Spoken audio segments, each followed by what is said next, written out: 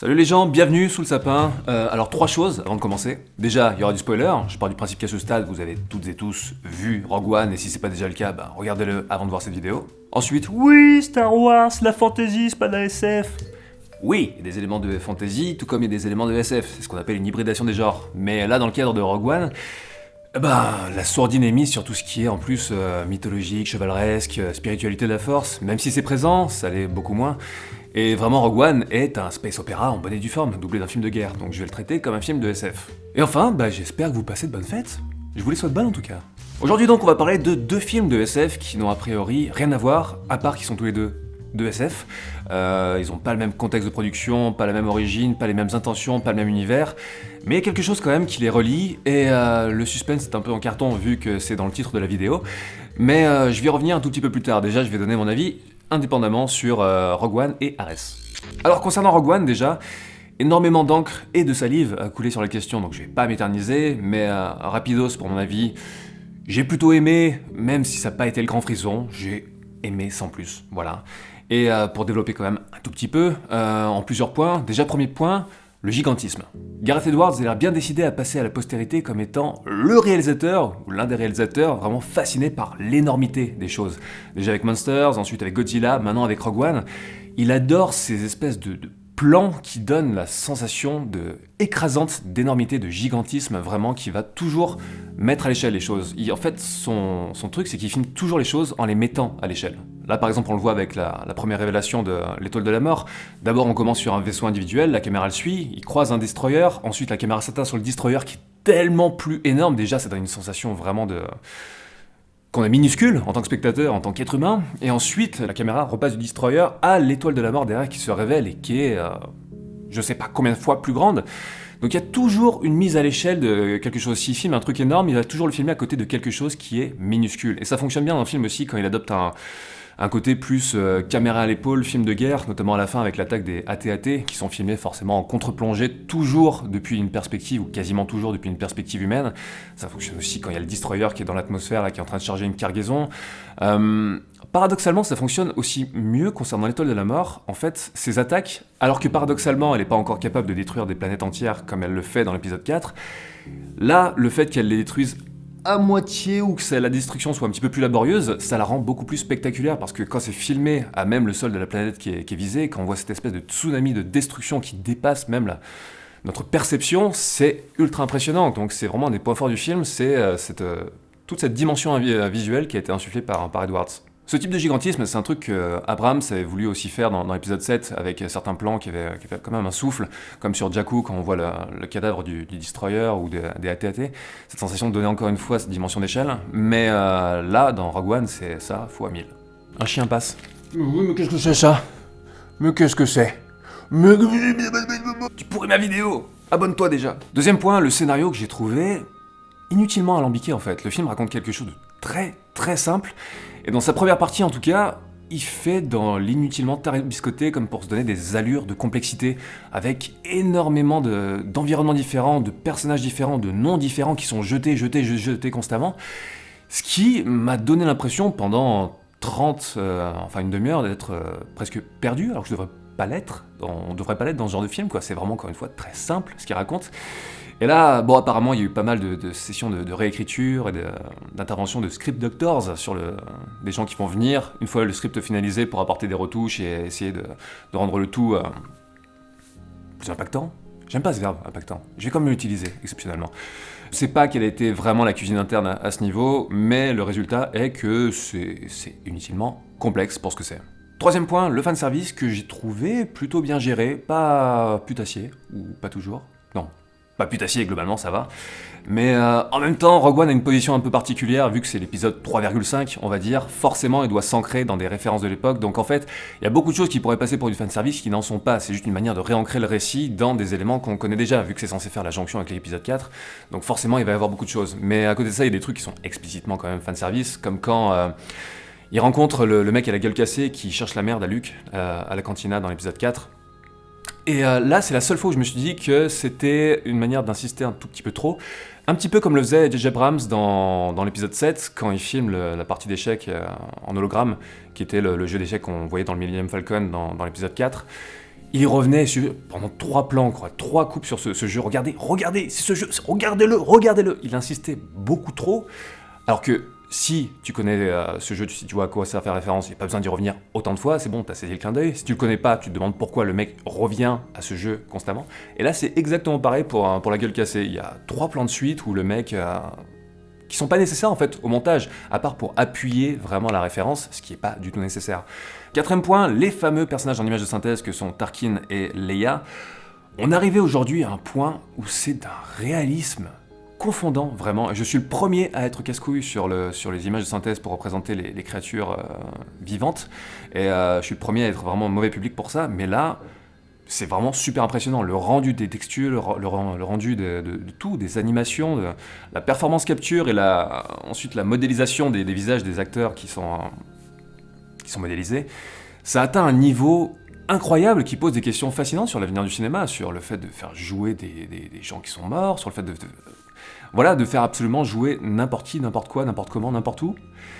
Mais il reste quand même un truc qui n'est, quelle que soit la performance technologique, qui est pas encore véritablement humain. Et je pense pas que ça le deviendra un jour, parce que là on n'est plus sur des considérations uniquement technologiques. C'est que aussi bien fait soit Tarkin et Leia, même si Leia j'ai un tout petit peu plus de réserve, à la fin ça m'a semblé un peu moins crédible que le visage de Tarkin. Après peut-être que j'ai cligné des yeux au mauvais moment, j'en sais rien. Mais il manque encore cette composante humaine, cette espèce d'imperfection qui est, je pense, pas reproduisible via l'image de synthèse, via des procédés purement technologiques en tout cas. Donc, quelque part, c'est un peu frustrant de voir que Tarkin et Leia sont pas à 100% réalistes, mais elles sont, on va dire, à 97,3%, soyons fous.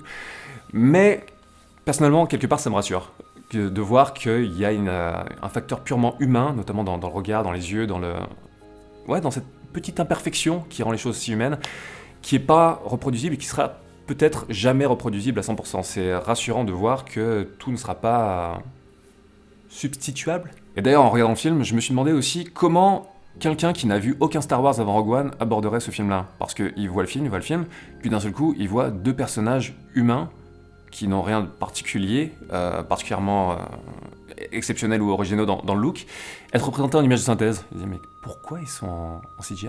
Ça n'a aucun sens. Sinon, en vrac, pour finir, que dire, le cast s'en sort bien, ils font le job, même si certains membres en fait, du cast et de l'équipe constituée dans Rogue One sont pas assez différenciés les uns des autres, notamment le chef rebelle et le pilote, qui sont trop moulés dans le même archétype, pas de personnalité mais visuel, ce qui rend en fait le fait de créer des personnages hauts en couleur, reconnaissables tout de suite, un petit peu plus difficile dans le contexte de l'équipe de Rogue One, mais globalement ça fonctionne super bien.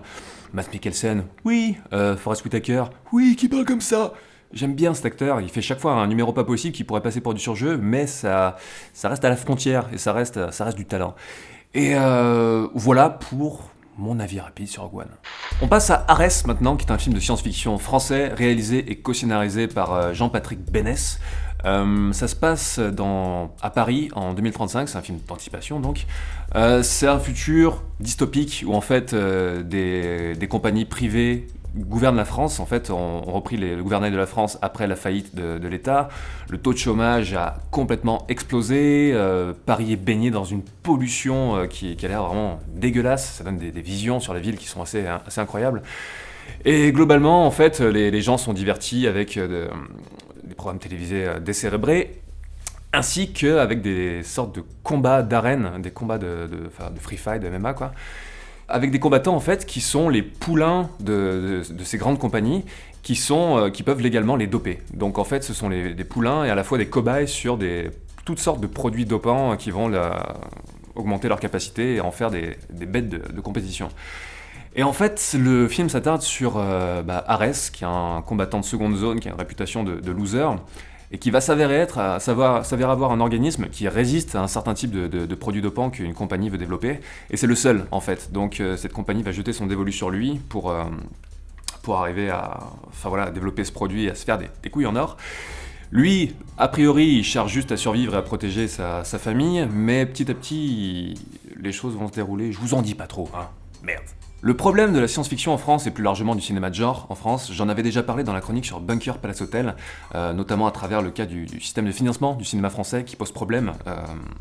Je vais mettre le lien quelque part là, que vous puissiez aller voir si ça vous intéresse. Et donc je vais pas revenir sur tout ce qui est système de financement et tout ça, mais ça n'empêche pas que pour beaucoup, même s'il existe beaucoup de films de science-fiction français qui valent le détour, et ben ça n'empêche pas qu'il reste une sorte de malédiction du cinéma de genre et une sorte de complexe vis-à-vis des productions internationales. Donc Arès arrive face à ses attentes, pas par rapport à Arès le film en tant que tel, parce que je pense que pas grand monde n'attendait spécifiquement ce film, mais c'est toujours les attentes qu'on a par rapport à un film ou en tout cas les a priori qu'on a par rapport à un film de science-fiction français. Et par rapport à ces a priori, force est de constater que Arès s'en sort plutôt très très bien. Il a certains défauts qui sont vraiment, j'ai l'impression, vissés au genre en France, notamment par exemple dans le jeu des acteurs, ou plutôt la direction d'acteurs. Je pense que les acteurs impliqués sont tous très corrects, voire talentueux, mais il y a une manière en fait, par rapport à, comment dire, à la manière dont on attend que les personnages parlent ou interagissent dans un film de genre ou un film par exemple de SF à l'américaine. Il y a une manière de dire les dialogues, il y a une manière d'avoir une certaine diction, il y a une manière d'avoir l'air un petit peu grave ou badass, pour vous donner une idée de ce dont je suis en train de parler. Et dans les productions françaises, il y a parfois une tendance à vouloir surjouer la gravité et surjouer la badassitude, notamment dans un contexte dystopique comme celui de Arès, qui fonctionne un petit peu moins bien par rapport à la langue française, à la sonorité de la langue française et à la manière en fait dont ça sonne, tout simplement. Il y a certains trucs, par exemple, en musique, qui vont sonner très très bien dans les paroles en anglais, et si on les transfère en français, oh bébé, bébé, bébé, ça fonctionne pas. Et il y a un petit peu cet écueil-là pour le cinéma de genre à la française, et ça se retrouve un petit peu dans Arès. Il n'y a aucune performance d'acteur qui m'a mis vraiment mal à l'aise ou que j'ai trouvé vraiment indigne, mais notamment dans les big boss de la corporation qui veut gérer Arès, il y a chez ces acteurs cette dérive un petit peu, je trouve. L'acteur qui joue Arès aussi, Ola Rapace, qui est l'ex de Noomi Rapace, ou l'actuel, j'en sais rien, on s'en fout. Mais bref, c'est un Suédois qui parle couramment français, apparemment il a vécu à Montpellier, si j'en crois une page sur laquelle je suis tombé. Et il fait bien il est crédible dans sa dimension physique, il est crédible dans son énervement, dans les emportements de son personnage, mais pour les scènes un petit peu plus intimistes, où il y a vraiment du jeu un petit peu plus intériorisé, c'est un peu plus compliqué. Et son accent n'aide pas sur certains trucs, où on sent qu'il y a quand même une barrière de la langue qui reste un tout petit peu pour faciliter l'immersion. La mise en scène, globalement, est assez cool. Il y a juste dans les scènes de baston et de combat que je l'ai trouvé parfois un tout petit peu limite, où on dirait que le film a un petit peu de mal à trouver le bon équilibre entre à la fois le côté chorégraphié, lisible, agréable à l'œil, et le côté vraiment vénère, immersif, shaky cam. Et il tombe un petit peu trop dans le côté shaky cam, pas super inspiré sur la plupart des combats, j'ai trouvé. Mais après, la plupart des combats sont assez courts, donc c'est pas un truc qui phagocyte le film ou qui lui fait du mal. Pour le reste, ça n'a rien de révolutionnaire, mais ça fait le job. Et pour une bonne part, ce job consiste en une immersion. Et c'est là que le film réussit, je trouve, c'est qu'il sait jouer ses cartes et il sait appuyer sur ses points forts. Et notamment cette immersion dans cet univers d'anticipation qui tombe pas dans l'écueil du tout numérique, complètement factice, qui est juste un univers très très proche du nôtre, vraiment des environnements très familiers, les ruelles parisiennes, les plans d'ensemble sur Paris. Il y a un truc très, en fait, côté actuel, détourné, plongé dans cette pollution verdâtre qui est suffocante, vraiment asphyxiante, à peine on la voit. Des écrans placés un petit peu partout, notamment sur la Tour Eiffel, des métros qui sont vraiment en hauteur, vus de très loin, donc il n'y a pas un problème de représentation à ce niveau-là, ça reste crédible. Il y a un travail de dosage des détails dans les environnements, et même en termes de scénario, il y a par exemple, ce passage où Arès rentre chez lui, il est en train de boire une sorte de bouteille de lait, il est en train de regarder la télé, et il voit en fait une espèce de micro-reportage où on dit que la bouteille de lait qu'il est en train de boire est méga nocif pour la santé, que il y a des perturbateurs endocriniens, et il va lui pousser une bite sur le front, j'en sais rien. Mais il regarde ça, il la repose. C'est pas une scène qui sert à asseoir quoi que ce soit en termes de personnage ou d'évolution de récit, mais ça immerge dans cet univers et ça le connecte au nôtre, justement, sur toute la thématique de la malbouffe, sur plein de choses.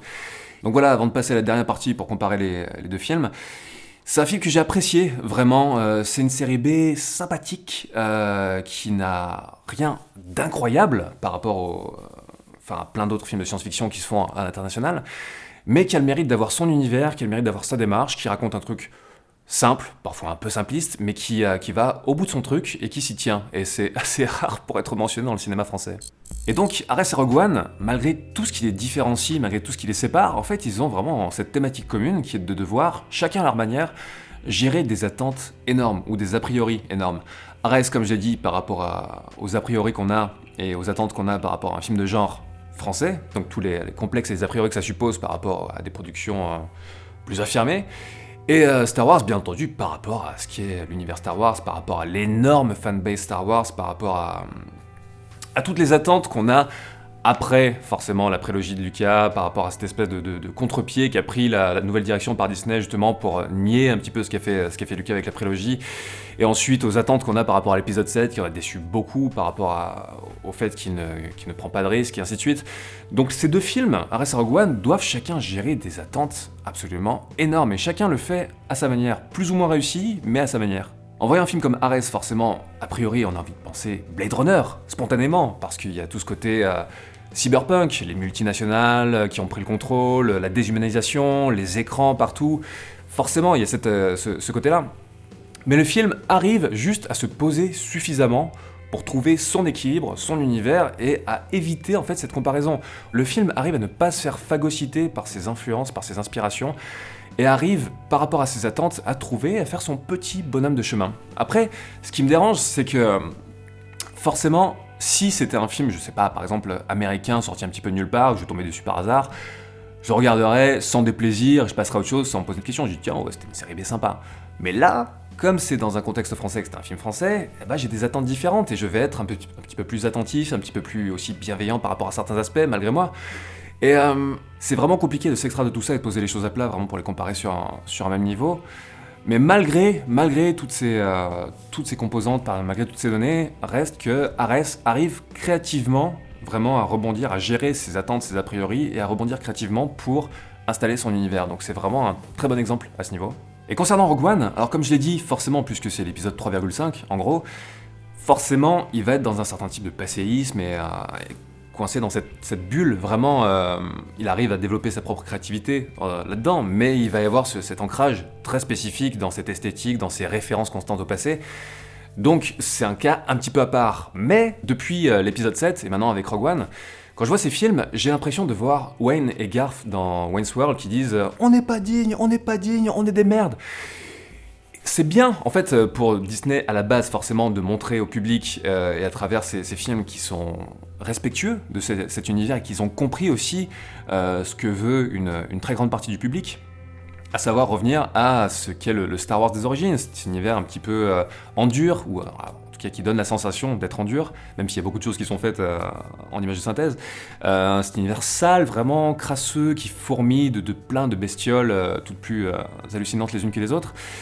Ce que Lucas, forcément, avait délaissé avec la prélogie. Donc Disney a rebondi là-dessus en mettant patte blanche sous porte continuellement.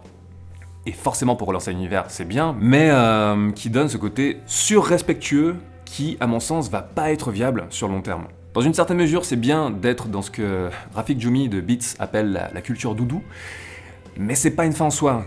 Quand on manipule un univers, faut l'amener quelque part. Et par exemple, la prélogie de Lucas, on peut lui reprocher ce qu'on veut, mais on peut pas lui reprocher de ne pas avoir pris de risques et de ne pas avoir proposé quelque chose de nouveau. Ce sont des films qui apportaient quelque chose de nouveau à cet univers, une nouvelle démarche, une nouvelle esthétique, une nouvelle thématique.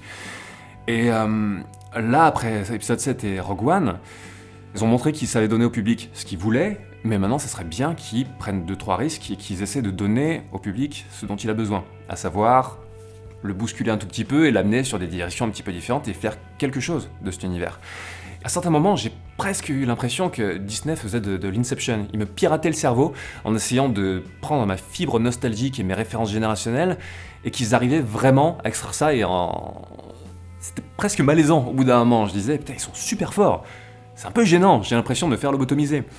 Même s'il y a une grosse dimension créative dans Rogue One, autant que faire se peut dans ce genre de production énorme qui est quand même pas mal calibrée par le studio, en l'occurrence Disney, j'ai l'impression que sur la question de gérer les attentes, Arès a réussi à le faire à sa petite échelle de manière très créative, de manière humble aussi, mais sur une dimension purement créative, Tandis que Disney et Rogue One l'ont fait en tant que marketeur. Donc voilà pour mon avis sur ces deux films, ça me semblait intéressant de les mettre en parallèle pour ces raisons-là, d'autant qu'aujourd'hui avec Internet, avec les réseaux, on est dans un brassage culturel constant qui est de plus en plus énorme, et de voir à quel point ce genre de film doit maintenant de plus en plus gérer ses attentes en tant que funambule. Et c'est pas facile, on va pas se mentir. Voilà, le bilan de 2016 arrive bientôt. Surveillez les réseaux sociaux parce que je vais intégrer une petite FAQ dedans. Je vous demanderai de me poser les questions que vous avez envie de me poser, donc n'hésitez pas à ce moment-là à me les poser. Voilà, le prochain Fossoyeur se tourne en janvier. 2-3 nouvelles au passage. Et puis voilà, tout simplement, je vous souhaite une bonne suite de fêtes. Moi, je vais retourner sniffer ce sapin dont j'aime décidément beaucoup l'odeur et qui me titille la narine depuis tout à l'heure. Et à très bientôt.